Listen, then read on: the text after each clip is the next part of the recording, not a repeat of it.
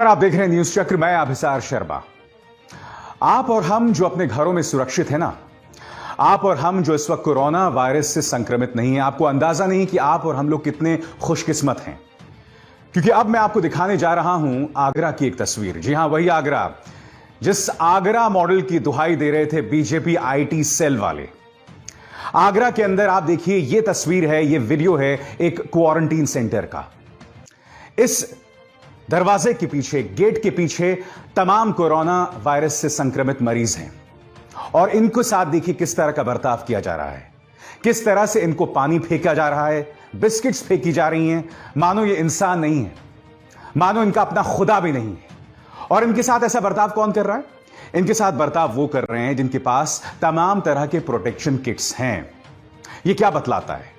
ये बतलाता है, ये वीडियो ये लगातार आपको बतला रहा है कि बावजूद इसके कि मेडिकल वर्कर्स को पीपीई, पर्सनल प्रोटेक्टिव इक्विपमेंट मिल गए हैं, उनमें फिर भी विश्वास नहीं है।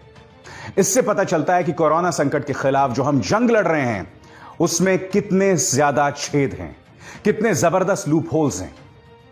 इस तथाकथित आगरा मॉडल का वीडियो वाकई मुझे निशब्द कर रहा है और सबको करना चाहिए, क्योंकि यह बता रहा है कि कोरोना वायरस सही मायनों में मरीज और वो शख्स जो अभी इससे संक्रमित नहीं है उसमें कितनी बड़ी दूरी बना रहा है। और हमारे राजनेता क्या कर रहे हैं? हमारे राजनेता इस वक्त भी हमारे बीच मेंटल डिस्टेंसिंग बनाने का काम कर रहे हैं, मानसिक दूरी बनाने का काम। यह महज इत्तेफाक नहीं है कि 3 लोग 2 दिनों में एक ही किस्म का संदेश देते हैं। सबसे पहले आपके सामने सरसंघ चालक मोहन भागवत क्या कह रहे हैं, इस पर गौर कीजिए। मोहन भागवत कह रहे हैं, अगर कोई गलती करता है तो पूरे समूह को नहीं लपेटना, पूरे समाज से दूरी नहीं बनानी चाहिए। 130 करोड़ का समाज भारत माता का पुत्र है और अपना बंधु है।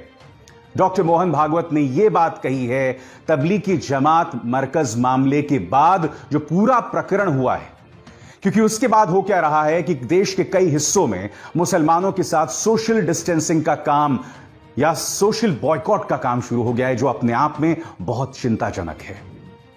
और कुछ यही बात कह रहे हैं अरविंद केजरीवाल।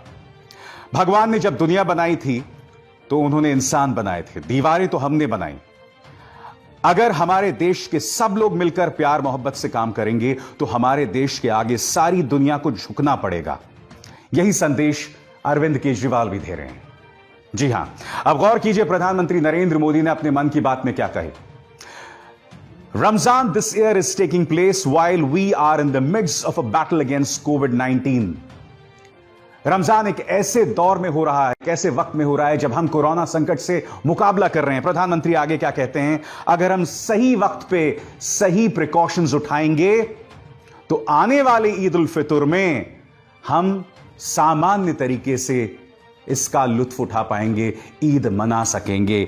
जी हां, मैं आपको बताऊंगा कि इस सीख से कोई और नहीं बल्कि भारतीय जनता पार्टी बिल्कुल भी सबक नहीं ले रहे हैं। मगर उससे पहले मैं आपको एक वीडियो दिखाना चाहूंगा। आप जानते हैं इस वीडियो में यह शख्स क्या कर रहा है? यह अपना ब्लड प्लाज्मा डोनेट कर रहा है। और यह कौन है? यह तबलीगी जमात का एक शख्स है। जी हां, वही तबलीगी जमात जिसके चलते देश में कई हिस्सों में कोरोना वायरस का संक्रमण फैला। आज कम से कम 300 तबलीगी जमात से जुड़े लोगों ने अपना ब्लड प्लाज्मा डोनेट किया। और जानते हैं क्यों? क्योंकि हो सकता है आने वाले दिनों में इनका ब्लड प्लाज्मा कोरोना वायरस से लड़ने के काम आए। हम जानते हैं दोस्तों कि तबलीगी जमात से ढेरों गलतियां हुई, क्योंकि जो लोग इस आयोजन में आए थे, खासकर ऐसे देशों से जो लोग आए थे जो कोरोना वायरस से संक्रमित थे, इन्हें उसी वक्त क्वारंटीन कर देना चाहिए था। फरमान जारी हुआ था कि इस तरह की आयोजन ना हो तो तबलीगी जमात या निजामुद्दीन में इस तरह का आयोजन ही होना चाहिए था। मगर आपने भी तो गलती की ना। आपने भी सरकार से यह नहीं पूछा कि आखिर तबलीगी जमात के ये विदेशी डेलीगेट्स हमारे देश में प्रवेश कैसे हुए, क्योंकि हमारी सरकार तो 15 जनवरी से मुस्तैद है ना। 15 जनवरी से हमने किसी भी ऐसे व्यक्ति को देश के अंदर प्रवेश नहीं करने दिया जो कोरोना वायरस से संक्रमित है। चलिए, मैं आपकी इस बात को भी मानने को तैयार हूं कि ये जो तमाम तबलीगी जमात के लोग थे, ये 15 जनवरी से पहले आए। तो फिर आपने क्या कभी खुद से यह सवाल पूछा कि यह आयोजन, इसकी अनुमति गृह मंत्रालय ने क्यों दी, दिल्ली पुलिस ने क्यों दी? आपने यह सवाल क्यों नहीं पूछा कि जहां यह मरकज हुआ उसके बिल्कुल साथ में निजामुद्दीन पुलिस स्टेशन है, वो क्या कर रहे थे? ये तमाम बातें मैं आपसे बार बार कहता रहा हूं, कोई नई बात नहीं है। मगर ये वीडियो फिर देखिए। तबलीगी जमात का ये शख्स अपना ब्लड प्लाज्मा डोनेट कर रहा है।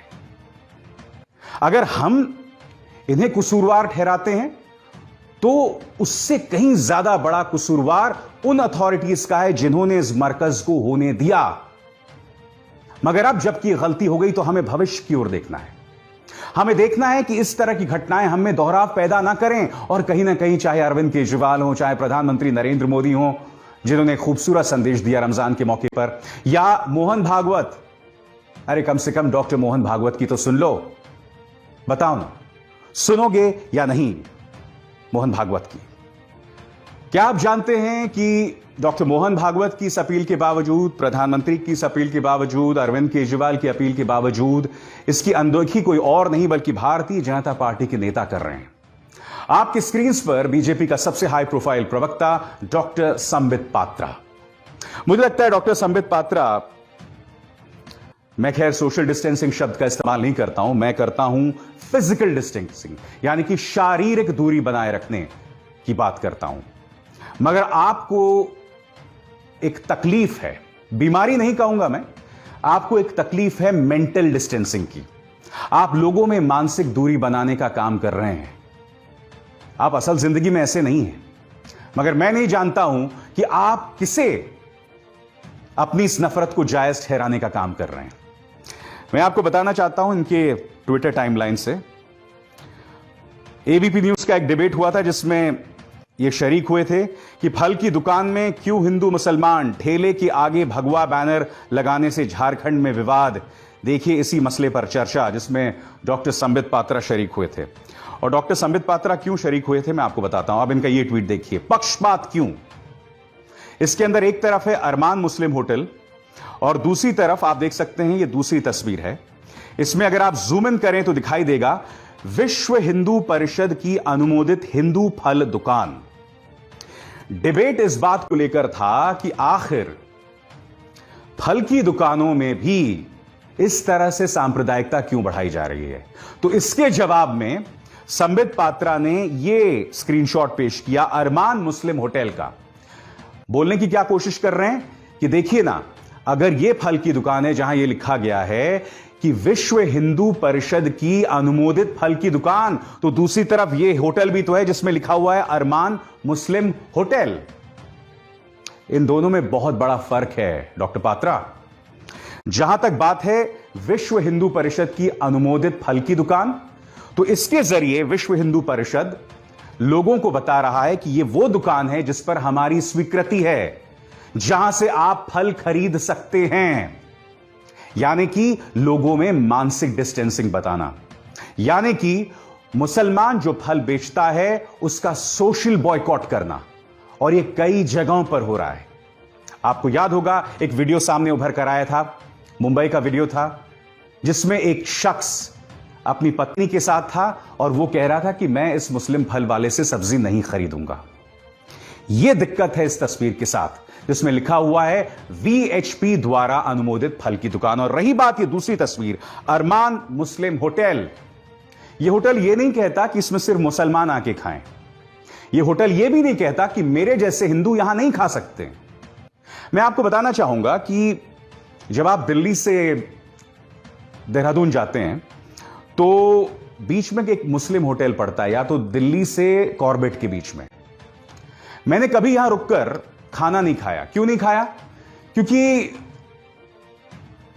मुझे वो जगह अपील नहीं की, धर्म की वजह से नहीं। मगर हां, जब मैं पुरानी दिल्ली जाता हूं तो मैं अल जवाहर होटल जरूर जाता हूं, करीम्स जरूर जाता हूं और हमेशा जाके वहां खाना खाता हूं। मेरे लिए खाने की दुकान का फर्क नहीं है। मैं उसी खुशी के साथ इंदौर के सर्राफा बाजार में जाके वेजिटेरियन फूड खाता हूं या सरवण्णा होटल में जाके डोसा खाता हूं, मगर इन लोगों के अंदर इस कदर जहर भरा हुआ है कि ये खाने में हमारे बीच में विभाजन पैदा करना चाहते हैं। क्या डॉक्टर संबित पात्रा, मोहन भागवत या प्रधानमंत्री नरेंद्र मोदी की बात को अनसुना कर रहे हैं? मैं ये सवाल पूछना चाहता हूं कि क्या प्रधानमंत्री और मोहन भागवत की कथनी और करनी में फर्क है? क्योंकि जब आप सांप्रदायिक सौहार्द का संदेश दे रहे हैं, आपको याद होगा प्रधानमंत्री ने जब खाड़ी के अंदर जबरदस्त बवाल हुआ था तो उसके बाद उन्होंने एक संदेश दिया था कि कोरोना संकट जब हम पर हमला करता है ना, तो हमारा धर्म नहीं देखता, हमारी जाति, हमारा रंग नहीं देखता, और हम इसका मुकाबला एक होकर कर सकते हैं। मगर बावजूद इसके कि डॉक्टर मोहन भागवत यह खूबसूरत संदेश दे रहे हैं, आखिर संबित पात्रा जैसे नेता जो हैं बीजेपी के, क्यों जहर फैला रहे हैं? पालघर के अंदर देखिए, एक ऐसे वक्त में जब हम सब इस संकट का सामना कर रहे हैं, पहले भारतीय जनता पार्टी ने पालघर को एक हिंदू मुस्लिम सियासत बनाने की कोशिश की, वहां पर एक काल्पनिक शोएब का प्रवेश करवाया जो कि नहीं था, वो थ्योरी धराशायी हो गई। उसके बाद कहा कि नहीं साहब, इसके पीछे वामपंथियों का हाथ है, वो थ्योरी भी धराशायी हो गई। अब संबित पात्रा का ये ट्वीट देखिए, इसके अंदर अब वो एक ईसाई धर्मगुरु का प्रवेश करवाने की कोशिश कर रहे हैं। मैं ये समझ नहीं पा रहा हूं कि देश में अराजकता फैलाने की, देश को बर्बाद करने की आप लोगों ने क्यों कसम खा ली है भाई? क्या मैं गलत कह रहा हूं? आखिर क्या वजह है कि आप इस तरह से समाज के अंदर जहर घोल रहे हैं?